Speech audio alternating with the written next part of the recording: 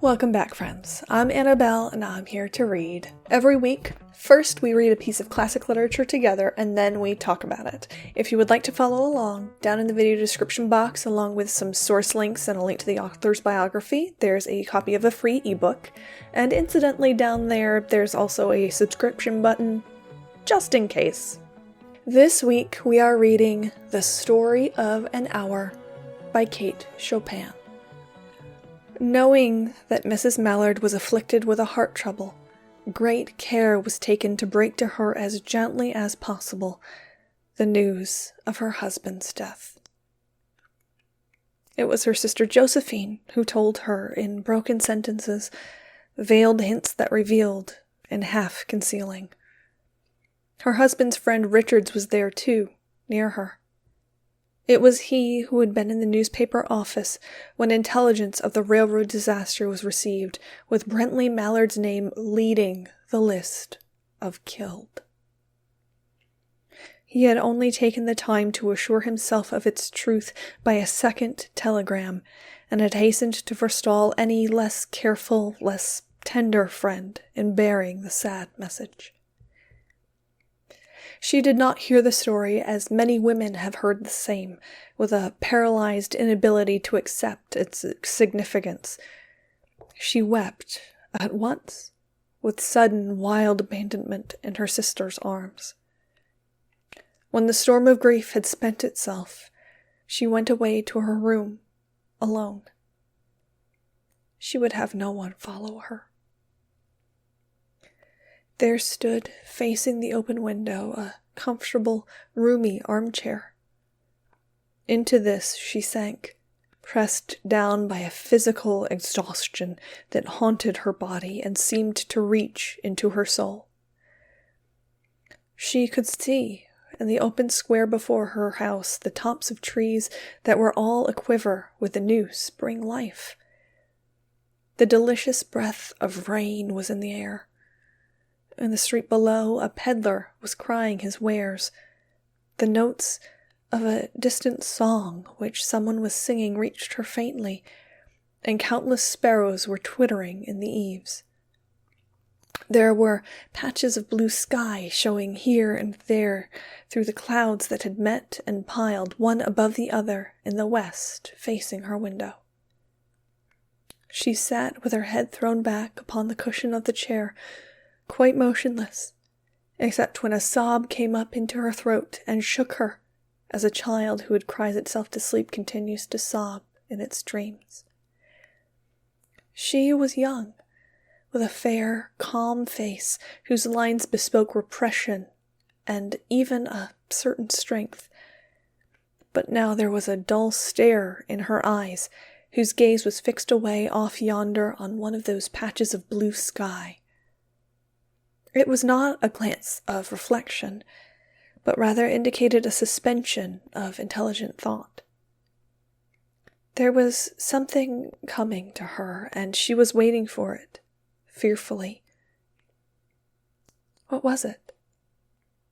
She did not know. It was too subtle and elusive to name, but she felt it, creeping out of the sky, reaching toward her through the sounds, the scents, the color that filled the air. Now her bosom rose and fell tumultuously. She was beginning to recognize this thing that was approaching to possess her, and she was striving to beat it back with all her will, as powerless as her two white, slender hands would have been. When she abandoned herself, a little whispered word escaped her slightly parted lips. She said it over and over under her breath. Free. Free. Free! The vacant stare and the look of terror that had followed it went from her eyes. They stayed keen and bright. Her pulses beat fast, and the coursing blood warmed and relaxed every inch of her body. She did not stop to ask if it were or were not a monstrous joy that held her. A clear and exalted perception enabled her to dismiss the suggestion as trivial. She knew she would weep again when she saw the kind, tender hands folded in death, the face that had never looked save with love upon her, fixed and grey and dead. But she saw beyond that bitter moment a long procession of years to come that would belong to her absolutely, and she opened and spread her arms out to them in welcome. There would be no one to live for her during those coming years. She would live for herself. There would be no powerful will bending hers in that blind persistence with which men and women believe they have a right to impose a private will upon a fellow creature. A kind intention or a cruel intention made the act seem no less a crime as she looked upon it in that brief moment of illumination. And yet, she had loved him. Sometimes. Often she had not. What did it matter? What could love, the unsolved mystery, count for in face of this possession of self-assertion which she suddenly recognized as the strongest impulse of her being? Free, body and soul free, she kept whispering. Josephine was kneeling before the closed door with her lips to the keyhole, imploring for admission. Louise, open the door. I beg, open the door. You will make yourself ill. What are you doing, Louise? For heaven's sake, open the door. Go away. I am not making myself ill. No, she was drinking in a very elixir of life through that open window. Her fancy was running riot all along those days ahead of her. Spring days and summer days and all sorts of days that would be her own. She breathed a quick prayer that life might be long. It was only yesterday she had thought with a shudder that life might be long. She arose at length and opened the door to her sister's importunities. There was a feverish triumph in her eyes, and she carried herself unwittingly like a goddess of victory. She clasped her sister's waist, and together they descended the stairs. Richards stood waiting for them at the bottom. Someone was opening the front door with a latchkey. It was Brently Mallard who entered, a little travel-stained, composed, carrying his gripsack and umbrella. He had been far from the scene of the accident and did not even know there had been one. He stood amazed at Josephine's piercing cry, at Richard's quick motion to screen him from the view of his wife, but Richards was too late. When the doctors came, they said she had died of heart disease, of joy that kills. The end. I love Kate Chopin's writing, and her stories are very interesting, but every time we read one, I feel like I should disclaim that yes, I am happy, I'm married, and I'm happy about it. Story of an Hour was initially published in 1894 in Vogue magazine. Yes, that Vogue magazine. See, at the time, Vogue was more of a whole lifestyle branding magazine, and so a lot of Kate Chopin's stories were initially published there. And over time, they kind of went away from the whole lifestyle and just focused on women's fashion. So at the time, they featured a whole lot of stories that might be very interesting to women, like this one. And Kate Chopin's stories very frequently have that kind of early feminist, women are people too, and they have interesting inner thoughts and lives and motivations, like real people do. That kind of theme. And Story of an Hour is no different. I'll link to a couple of her other stories that we've read on the channel before that also go along those lines.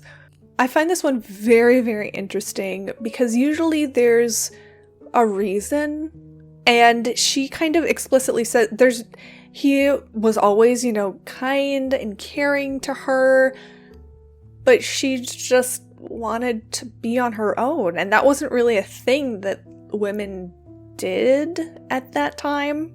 One that I have always found very interesting about this particular piece is the reason Kate Chopin elected to kill the main character at the end. But I feel like the story would be a lot more interesting if she lived and had to confront that fact that she was so happy that he had died. Because, well, she didn't really have any other options at that time. Divorce was not, like, it was a thing, but it was very, very rare. And usually, if you were a divorcee in particular, you were kind of ostracized from your community, from your family. It was not just like a breezy thing, relatively, like it is now, where you would still have the support of your family and your friends.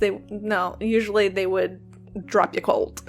And usually you had to very, very clearly establish a cause, and that cause had to be kind of brutal. So I feel like in some ways the story would have been more interesting if she had to live with that knowledge of, oh, he's alive. Oh, I have to live with him now. We sort of have a third-person limited perspective throughout this because we get some of the internal thoughts of Mrs. Mallard, but we don't get the thoughts of other people. And so the only real thought from the other people that we get are the doctors saying, the joy that kills. Oh, she was so happy to see you, Brentley, that she just dropped dead. They still had no idea of her internal logic and her internal thoughts. So they just saw like, oh, she was so happy to see him that her weak heart gave out. As opposed to the fleeting joy that she saw out the window for 10 seconds, the blue sky. That was the joy, and it's being suddenly ripped away. That was what killed her. My stomach is growling. I hope you can't hear it. It's lunchtime. I've seen a few papers that have come out and said, no, the reason Kate Chopin killed her at the end is because what she was thinking was bad, and so she deserves to die. Which I don't agree with. Although in some ways that does make the overall story more publishable, more palatable to the public, perhaps. Perhaps. She didn't hate him. She didn't, he wasn't bad to her. She just didn't really want to be married anymore. And I mean, now that's valid. So for me, this whole story is just a very interesting character study. Oh, now it's starting to rain. It's fine. It's fine. Nobody will know. Internally screaming. So for me, this one was just a very interesting character study, and I'm very, very curious to hear from you guys down in the comments what your impressions of the story were, either for good or for ill, or, wow, Anna, this one's really depressing and on brand for you. I have some established preferences, I'm coming to find out. And it's also kind of interesting the stories that women weren't allowed to tell and then all of a sudden slowly are being allowed to tell at this kind of like right around the turn of the century point. I'm kind of rambling at this point. I don't even know what I'm saying. That's enough out of me. So as always, if you enjoyed this story, make sure to like it down below because that gives me an indication of, whether I should read more that are depressingly on brand for me. And either way, I hope to see you next week for another work of classic literature, which we'll read together. See you next time.